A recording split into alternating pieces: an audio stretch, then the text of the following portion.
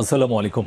বাংলা সংবাদে আপনাদের সবাইকে স্বাগত জানাচ্ছি। আমি ফিরোজ তোহা। শুরুতেই বিআর বেকাবলস সংবাদ শিরোনাম। বাংলাদেশের সর্বশেষ গুরুত্বপূর্ণ আপডেট সংবাদে আপনাকে স্বাগত। শুরুতেই সংবাদ শিরোনাম, পরে বিস্তারিত। প্রথমেই জানাবো, বাড্ডায় বিএনপি নেতাকে গুলি করে হত্যা। রাজধানীর মধ্য বাড্ডায় গোদারঘাট এলাকায় সন্ত্রাসীদের গুলিতে নিহত হয়েছে গুলশান থানা বিএনপির যুগ্ম সম্পাদক কামরুল হাসান সাধন।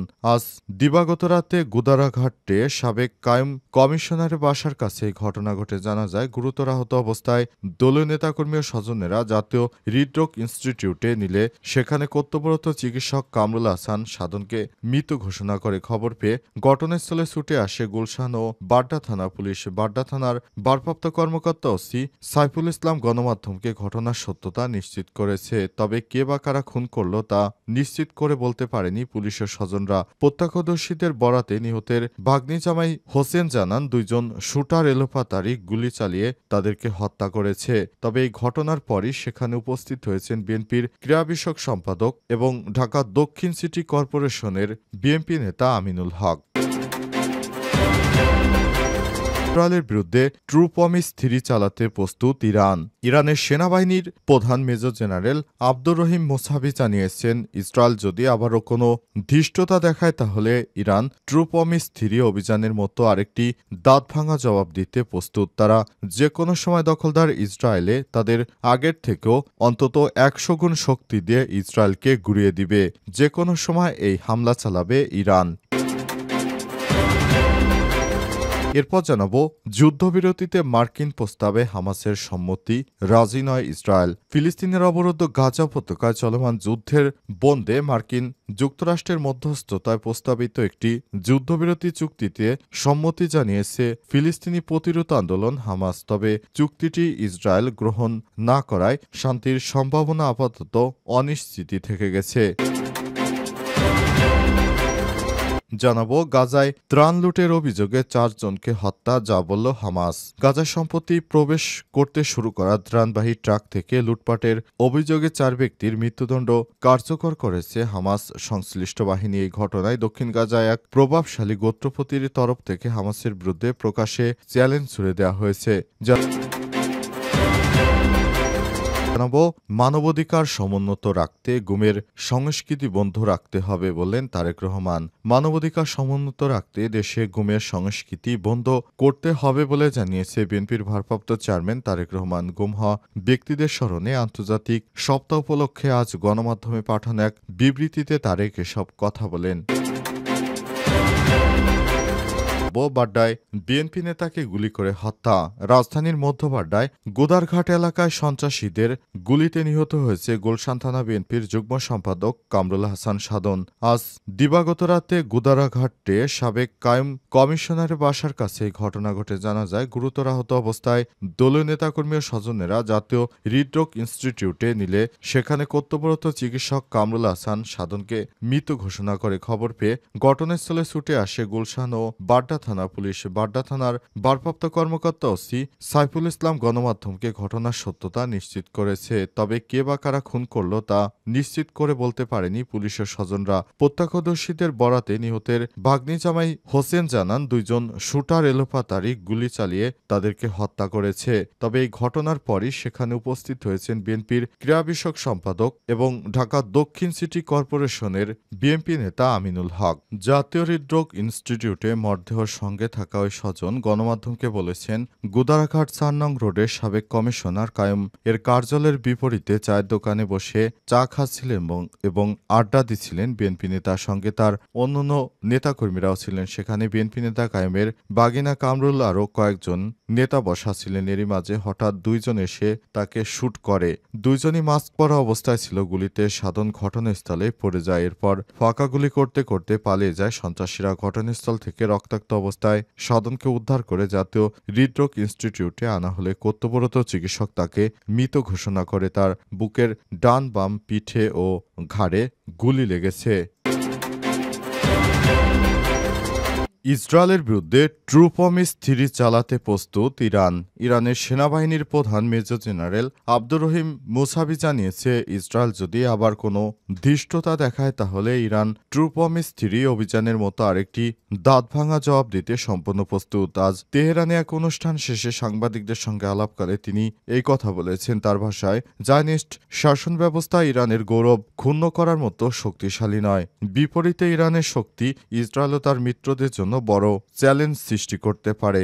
নারী ও শিশু হত্যাকারী ইসরায়েল এই ধরনের প্রতিক্রিয়া সহ্য করতে পারবে না দাবি করে আব্দুর রহিম মুসাবি আরও বলেছেন, তাদের নিজেদের নেতারা এটা বোঝে যে তারা এই ধরনের প্রতিক্রিয়া সহ্য করতে পারবে না। তবে যেহেতু বর্তমান শাসকরা নির্বোধ শিশু হত্যাকারী, তাই যে কোনো ভুল সিদ্ধান্তের সম্ভাবনা থেকেই যায়। আর যদি তারা আবার একটি ট্রু প্রমিস হজম করার জন্য ব্যাকুল হয়ে ওঠে তাহলে আমরাও উপযুক্ত জবাব দিতে প্রস্তুত, যোগ করেন তিনি। ইরান এর আগে গত বছরের সেপ্টেম্বর ও অক্টোবরে ইসরায়েলের বিরুদ্ধে অপারেশন ট্রু প্রমিস 1 এবং অপারেশন ট্রু প্রমিস 2 চালায়, যা ছিল ইসরায়েলি আগ্রাসনে জবাবে প্রতিশোধমূলক সামরিক অভিযান।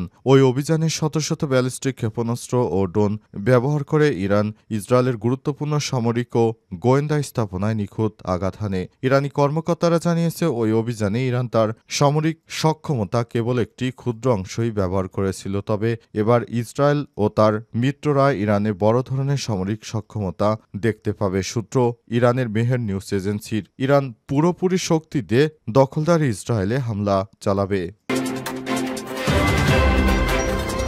যুদ্ধবিরতিতে মার্কিন প্রস্তাবে হামাসের সম্মতি, রাজি নয় ইসরায়েল। ফিলিস্তিনের অবরুদ্ধ গাজা উপত্যকায় চলমান যুদ্ধ বন্ধে মার্কিন যুক্তরাষ্ট্রের মধ্যস্থতায় প্রস্তাবিত একটি যুদ্ধবিরতি চুক্তিতে সম্মতি জানিয়েছে ফিলিস্তিনি প্রতিরোধ আন্দোলন হামাস। তবে চুক্তিটি ইসরায়েল গ্রহণ না করায় শান্তির সম্ভাবনা আপাতত অনিশ্চিত থেকে যাচ্ছে। আজ বার্তা সংস্থা রয়টার্স ও আল জাজিরায় প্রকাশিত পৃথক প্রতিবেদনে এই তথ্য নিশ্চিত করা হয়। রয়টার্সে দেয়া এক বিবৃতিতে হামাসের একজন শীর্ষ কর্মকর্তা জানান, যুক্তরাষ্ট্রের প্রেসিডেন্ট ডোনাল্ড ট্রাম্পের মধ্যপ্রাচ্য বিষয়ক দূত স্টিভ উইটকেফের পক্ষ থেকে পাঠানো যুদ্ধবিরতির প্রস্তাবে হামাস রাজি হয়েছে।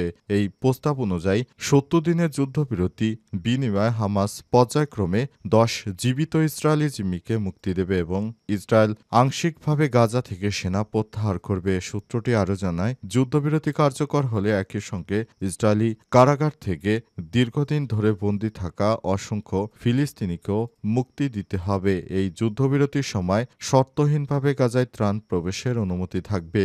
কাতার ভিত্তিক সংবাদ মাধ্যম আল জাজিরা জানিয়েছে, প্রেসিডেন্ট ট্রাম্প নিজেই এই চুক্তির গ্যারান্টি দিচ্ছে এবং ইসরায়েলি সেনা প্রত্যাহার সহ গুরুত্বপূর্ণ বিষয়গুলো তদারকি করবে। তার দূত উইটকফ যুদ্ধবিরতির একটি খসড়া চুক্তি ইসরায়েলি সরকারের কাছে পাঠিয়েছে এবং এখন তিনি তাদের জবাবের অপেক্ষায় রয়েছে। তবে পরিস্থিতি জটিল হয়ে ওঠে তখন ইসরায়েলি সংবাদ মাধ্যম টাইমস অব ইসরায়েল জানায়, নেতানিয়াহু সরকার এই যুদ্ধবিরতির প্রস্তাব প্রত্যাখ্যান করেছে। অর্থাৎ ইসরায়েল এবং যুক্তরাষ্ট্রের মধ্যে একটি দ্বন্দ্ব তৈরি হলো। গাজায় ত্রাণ লুটের অভিযোগে ৪ জনকে হত্যা, যা বলল হামাস। গাজায় সম্প্রতি প্রবেশ করতে শুরু করা ত্রাণবাহী ট্রাক থেকে লুটপাটের অভিযোগে ৪ ব্যক্তির মৃত্যুদণ্ড কার্যকর করেছে হামাস সংশ্লিষ্ট বাহিনী। এই ঘটনায় দক্ষিণ গাজার এক প্রভাবশালী গোত্রপতির তরফ থেকে হামাসের বিরুদ্ধে প্রকাশ্যে চ্যালেঞ্জ ছুড়ে দেওয়া হয়েছে। আজ প্রকাশিত প্রতিবেদনে এমনটাই দাবি করেছে বার্তা সংস্থা রয়টার্স। ঘটনার সঙ্গে ঘনিষ্ঠ একটি সূত্রের বরাত দিয়ে ব্রিটিশ সংবাদ মাধ্যমটি জানায়, ওই ৪ জনের বিরুদ্ধে গত সপ্তাহে সংগঠিত একটি ঘটনায় জড়িত থাকার অভিযোগ ছিল। যে ঘটনায় ত্রাণবাহী ট্রাক রক্ষা করতে গিয়ে ইসরায়েলি বিমান হামলায় গাজায় ৬ জন নিরাপত্তা কর্মী নিহত হন। সূত্রটি আরও জানায়, এর ৪ অপরাধী লুটপাটে জড়িত ছিল এবং ত্রাণ সুরক্ষায় নিয়োজিত বাহিনীর সদস্যদের মৃত্যুর জন্য দায়ী। নিজেদেরকে ফিলিস্তিনি প্রতিরোধকামী সংগঠন হিসেবে পরিচয় দেওয়া হামাসের সঙ্গে সংশ্লিষ্ট একটি ছায়া সংগঠন জানিয়েছে আরও ৭ জন সন্দেহভাজনের খোঁজ চলছে। আন্তর্জাতিক চাপের মুখে ইসরায়েল গত সপ্তাহে গাজা অবরোধের আংশিকভাবে শিথিল করে। এর ফলে টানা কয়েক মাস পর প্রথমবারের মতো মানবিক ত্রাণ সহায়তা গাজায় প্রবেশ করতে শুরু করেছে। তবে এই ত্রাণ সামগ্রী বিতরণে লুটপাট বড় একটি সমস্যা হয়ে দাঁড়িয়েছে। ত্রাণ সংস্থাগুলোর মতে, ইসরায়েলি অবরোধের কারণে গাজার লাখ লাখ মানুষ চরম দুর্ভিক্ষের মুখে পড়েছে, আর সেই নিষ্পেষণে মানুষকে ত্রাণ লুটে বাধ্য করেছে। তবে ইসরায়েল হামাসকে এই ত্রাণ চুরির জন্য দায়ী করেছে, যা রীতিমতো ভিত্তিহীন বলে অস্বীকার করেছে হামাস। ইসরায়েলি সেনাবাহিনীর মতে, হামাস হামাসের নিয়োজিত নিরাপত্তা বাহিনী ত্রাণ সুরক্ষার জন্য নয়, বরং তা